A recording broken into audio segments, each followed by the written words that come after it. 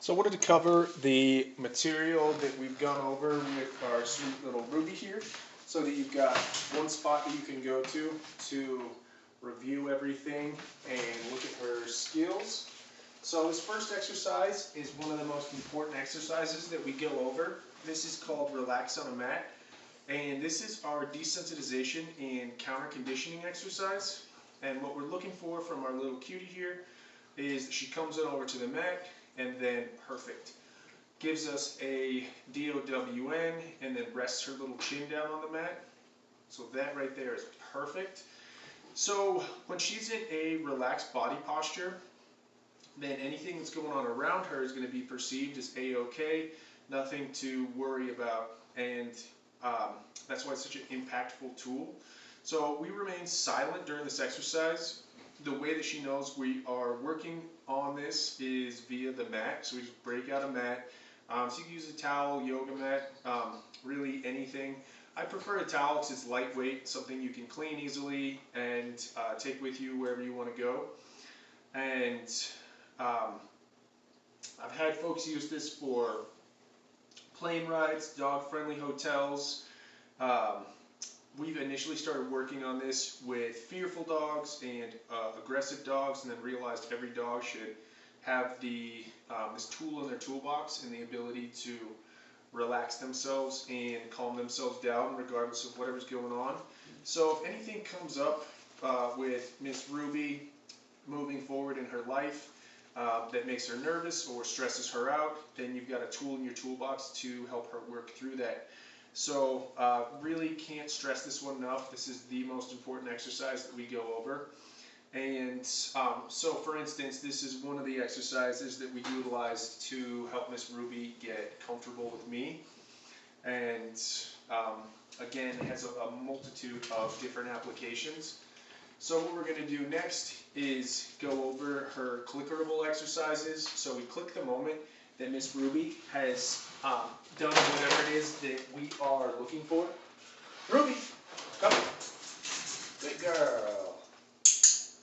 Ruby. So here I click as soon as she makes eye contact. Ruby.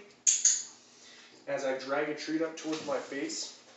After that, I'm going to take a treat, drag it out to the side. She's got to look at this treat. Ruby. Or she's going to look at the treat, rather, and has to be able to come back and make eye contact, even though she's distracted with the treat. And then lastly, I'm going to toss a treat down on the ground. Ruby. Now she's distracted with the treat, but then she's got to be able to focus back in on me. And I like to utilize this name response for an excellent recall with our pup. Ruby, come. So once we've got a really strong name response, that recall is much, much easier to accomplish. Ruby, come. Sit. Good. Ruby, down.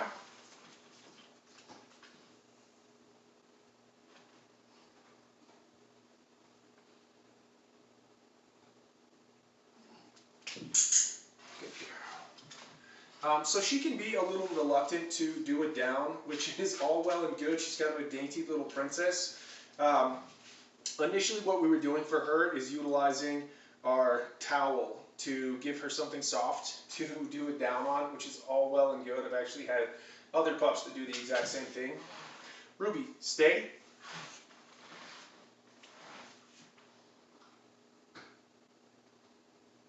Free. Very good. So that's our stay command. We can get about 10 to 12 feet back and wait for about 8 to 10 seconds, and then tell her free, which is her release command, letting her know that she is done with her stay. So you always want to have a command that lets a dog know once she's accomplished her mission. Ruby. Space. Very good. So space is for anti-jumping command. I just want her to give me about a 2-foot bubble around me as she's approaching. Ruby. Space. Very good. So you can utilize this for yourself. You can also utilize it for someone else. And it's pretty cute there. She gave me a down, and that's all well and good.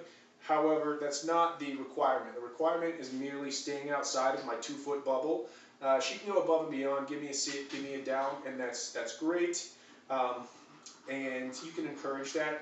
but as long as she's met the criteria, and if she's merely standing there, that's perfect.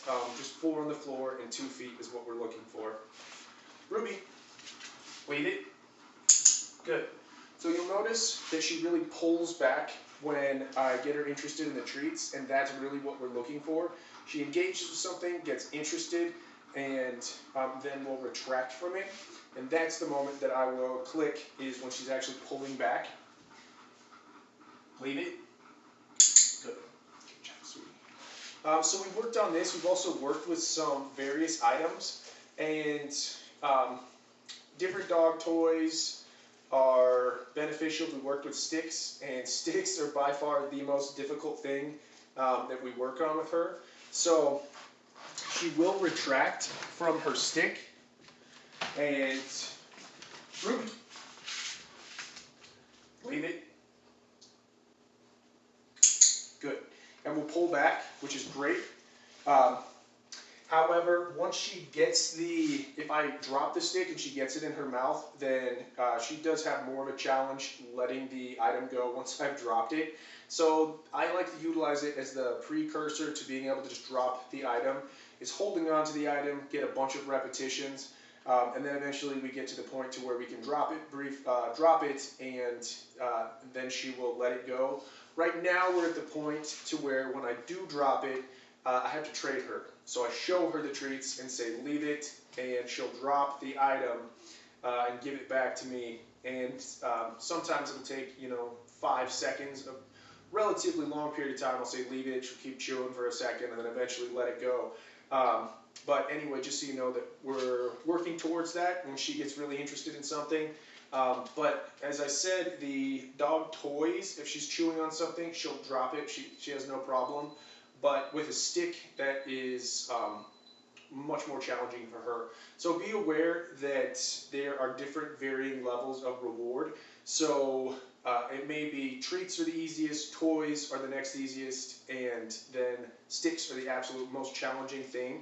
And be aware that they're slightly different to her. So it may seem to me, oh, it's a stick, it's a treat, it's a dog toy, these are all treats, but they have different levels of value to our little Ruby here. So, good job, sweetie. Ruby, touch. Good. So with our touch, what we're looking for is for her to come up and bump our hand. Touch. Good. And with our targeting exercise here, touch. What you can do is just get Miss Ruby positioned wherever you need her to be, without having to physically coerce her or move her around with your body. You can just put your hand out, tell her touch, and she'll follow your hand and go wherever you need her to go. So it's a really impactful tool. It's actually the beginning of agility training, getting dogs to go up and down ramps and inside-outside poles, all that good stuff in an obstacle course, is simply getting a dog to target. So that's how you begin that process, and so she's on her way to beginning to do that. And you can also just utilize it for simple things. Let's say when she gets better at it, you can have her do a targeting exercise from yay far away as Ruby's sitting here. As she approaches, and she'll be able to jump up in the car and do things like that. When she's a bigger girl, it can be nice to be able to get your dog positioned wherever you need her to go simply by putting your hand down, touch. Good job. And she'll come up and bump our hand with her snout. So that is very, very good. You are a champion. So I'm going to get her leashed up, and we'll go over her loose leash walking skills and show you what that looks like.